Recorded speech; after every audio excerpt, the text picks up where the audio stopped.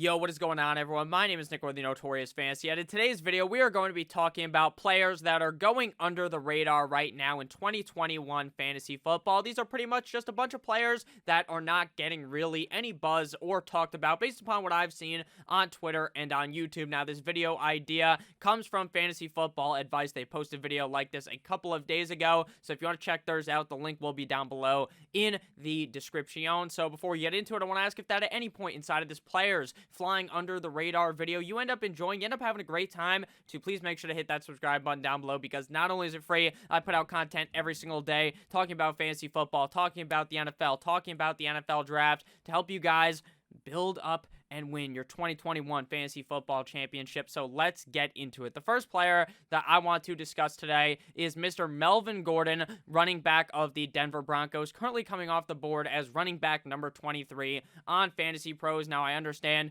the ADP is going to change 100%, but we're just going off of the data we see right now. Now, recent news showed us that Philip Lindsay had signed a deal with the Houston Texans, which opens the doors completely wide open, like he's in a Wild West fucking saloon. That type of opening of doors for Melvin Gordon. Now, Melvin Gordon was a guy that I was looking to fade last season because of Philip Lindsay. I feel like when both of those guys are healthy, which was true, this is just a double-headed backfield where on a weekly basis, you're just confused on who to start. But when Philip Lindsay was gone, or when Melvin Gordon was gone, we were able to see what Philip Lindsay can do and what Melvin Gordon can do. Now, obviously, with Philip Lindsay gone, this opens a whole lot of the offense to be taken by Mr. Melvin Gordon. Now, I'm assuming that they don't end up bringing in a guy in the draft that is the talent of Philip Lindsay. Now, I'm not saying they're not going to bring someone else in to just be the backup, but I think that we see a much bigger snap share of Melvin Gordon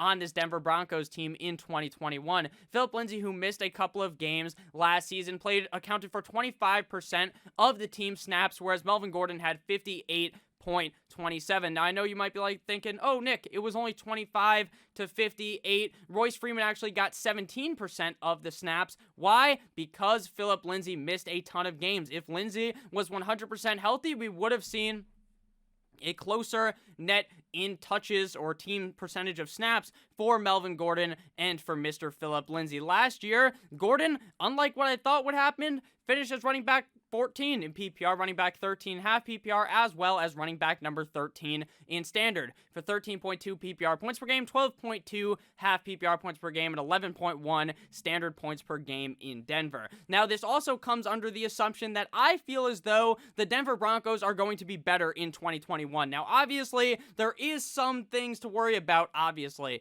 Horsecock Drew Lock, is he going to take that next step up? Is he even the quarterback in 2021? Does it go from being Horsecock Drew Lock? Is it maybe Deshaun Watson?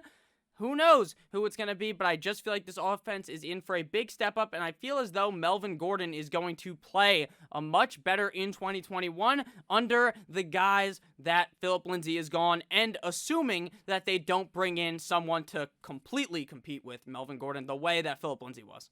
In Gordon's 15 games last season, he rushed the ball for 986 rushing yards, ranking 9th in the NFL on 215 carries, ranking 9th in the NFL. Where Gordon kind of struggles is his receiving game, only getting 32 receptions, 27th in the NFL on 44 targets, 25th in the NFL, for only 158 receiving yards, 42nd in the NFL at running back. But his big plus is his touchdowns, 10 total touchdowns on the season, ranking 10th in the NFL at the running back position. So we've seen Melvin Gordon in the past be a workhorse running back in Los Angeles, and even with Austin Eckler being there, he was still able to perform. So my thoughts are that in 2021, Melvin Gordon's a guy who's not really being talked about, but has huge potential to be a top 12 running back in 2021, and has potential to even be a top 5 guy, in my opinion, as long as they don't bring someone in here to ruin everything, and if the Broncos, which is my assumption, make a bigger leap in 2021. Next guy up here, we got Brandin Cooks, wide receiver of the Houston Texans.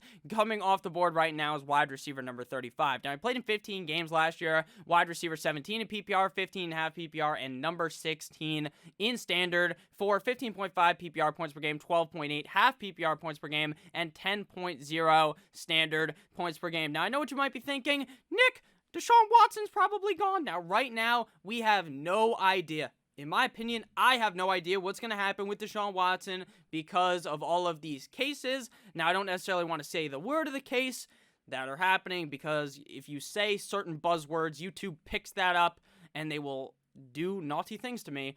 So I don't know what is happening with Deshaun Watson. I don't know if he's going to be traded. I don't know if he's the guy there, but what I do know is Brandin Cooks is the only guy on this team that can catch the ball. Will Fuller took a plane to Miami.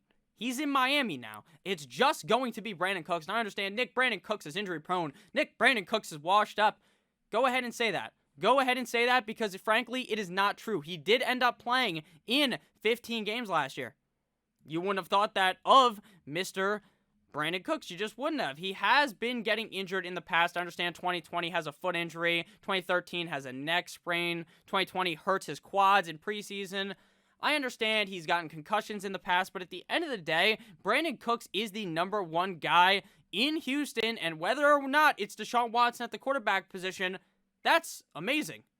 Because wide receiver 2s on teams, not even the number one target, are getting taken before him.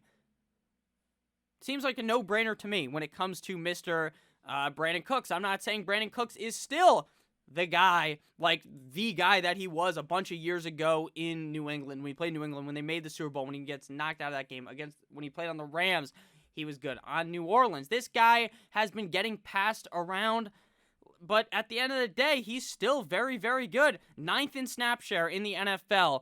13th in air yards, 119 targets, 18th at the wide receiver position. He had 22 deep targets last year, 12th at the wide receiver position, 81 receptions on those 119 targets, 19th at wide receiver, top 10 in receiving yards, 1,148, only 6 touchdowns, 24th in the NFL, but I feel like that number can go up. I feel as though Brandin Cooks is a very safe pick who is getting just underdrafted, underlooked. No one's even looking to draft this guy if he's going as wide receiver number 35 off the board right now, and he has the potential value to play as a wide receiver 2 week in and week out. I don't understand what the hate is for Brandin Cooks. It's probably about the Deshaun Watson situation, but even then, I am still sold in on Brandin Cooks if he is gone. Next up here, we have another former New Orleans Saint in Jared Cook, tight end of the Los Angeles Chargers, finished as tight end number 20, or finished as number 18 in PPR, 17.5 PPR, and 12 in standard, and is currently going off the board as tight end number 25. Now, I understand LA isn't necessarily the primo spot to be a tight end without Phillip Rivers there. That guy loves tight ends. There's a reason why he has 18 kids. Shout out to Phillip Rivers. I love you. But Hunter Henry finished as tight end 12 last year in PPR, 13.5 PPR, and 15 in standard. Hunter Henry is gone. Cue the crab song. Do, do, do, do, do. You know what I'm talking about? The guy is gone. That's like the meme from like fucking a year ago. Probably not even relevant anymore. You probably didn't even get it. But what I do get, and what you should get, is that Justin Herbert is really fucking good. Jared Cook, while old, tight end 1 on the team. Not very complicated to me. With Hunter Henry gone, with Jared Cook being more healthy than a guy like Hunter Henry, I mean, he seems like a very safe pick to me, and as tight end number 25 off the board to me, that's a bit crazy. Last year, he only had 37 receptions, 24th at tight end on 60 targets, 21st at tight end, for a grand total of 504 receiving yards, but he did have 7 touchdowns, 6th at the tight end position. But I'm thinking we see a revitalized version of Mr. Jared Cook in LA. Why is that? Because last year, it was just a shit show in New Orleans. Drew Brees can't fucking throw the ball more than 6 yards in front of him. Jameis doesn't get the start. They're playing Taysom Hill for these 5 games. It was a just clusterfuck in New Orleans. It's a change of scenery. It's nice weather out there, and I think Jared Cook is in for a pretty big season, and he's flying under the radar right now. You're going to be able to get him at a cheap price. If you guys have ended up enjoying this video thus far, there's not 1, but 2 more players to be discussed. Make sure you hit that subscribe button down below. So, next guy, number 4 on the list. Again, these guys are in really no particular order. There is technically an order to it because it's running back, wide receiver, tight end, wide receiver, running back. There's a bit of a pattern here because I'm a big pattern guy. Jarvis Landry, wide receiver of the Cleveland Browns, wide receiver number 37 now. He's only on here based upon my assumption that Odell Beckham Jr. may be gone. There's talks on the Twitter. You can type it into the Googles. and it'll tell you, maybe even the Bing or the Yahoo, and it'll show up. It'll say, is Odell going to get traded by the Cleveland Browns? Now, I'm not saying it's going to happen. Jarvis is still a fine pick because he's just like the safest fucking flex you can put in your lineup every single week.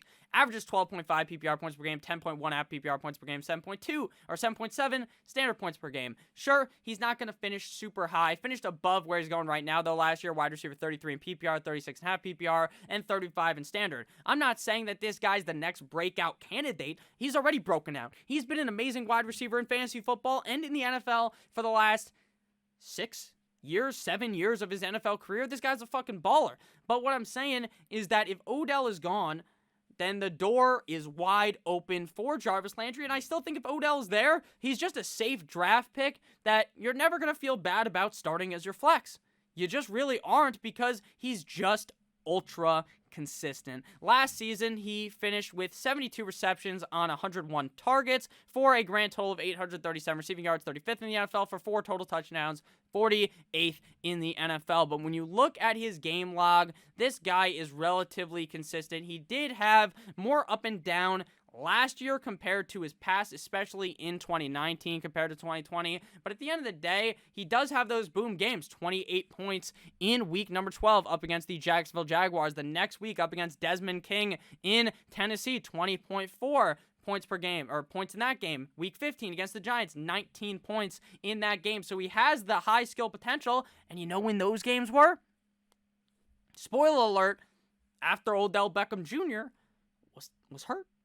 So, I'm telling you, don't be surprised if Jarvis Landry is much better in 2021. Now, I feel like this ADP is kind of fugazi because the average fantasy football player knows who Jarvis Landry is, which skyrockets him in the draft because of name recognition. Now, he's not an Odell in name recognition. He's not an AJ Green in name recognition, but he still has a decent name because a lot of people fucking remember him when Adam Gase, that dumb motherfucker, was calling plays for my Dolphins. Jarvis Landry is eating out there like Zeke on Thanksgiving dinner. And finally, last player of the video, we got Gus Bus Edwards, running back of the Baltimore Ravens, coming off the board as running back 58. Now, look, I understand that this is a shot in the dark. But is it really when you're getting the running back numero dos on number 2 for you English speakers like myself? Number 2 on a very high octane rushing offense in Baltimore? Running back 58. He's a fucking elite handcuff. Running back 37 last year in PPR in 16 games, only started 6, 35.5 PPR, running back 25 in standard, or 35 in standard as well. So again, I understand his points per game aren't there. 8 PPR points per game, 7.7 half PPR points per game, 7.4 standard points per game. But if something was to happen to J.K. Dobbins, then, I mean, you're just going to be fucking regretting the fact that you didn't draft Gus Bus Edwards with, like, your last pick. If I draft J.K. Dobbins, I am drafting Gus Edwards because I know what the guy can do. Last year, on limited workload, 724 rushes, 19th in the NFL in rushing yards, 724. 6 total touchdowns, 14 targets, 9 receptions, 129 receiving yards. Now, I'm not saying this guy's the grand fucking poobah at the running back position, but what I'm telling you is that there's opportunity for this guy to excel in this system. So I really like this pick. To me, this is an ingenious one. I draft him on Underdog that I use, code Notorious. When you're on there, make sure you use that. But with that said, it just seems like a no-brainer that this guy needs to be drafted much higher. Running back 58. Running back 58. Just imagine how low that is. Try to think about who you think is around running back 58. Ahead of him, Le'Veon Bell and Todd Gurley. What teams are those guys on? Keyshawn Vaughn. What role does he have on the Bucs? And they're going ahead of him.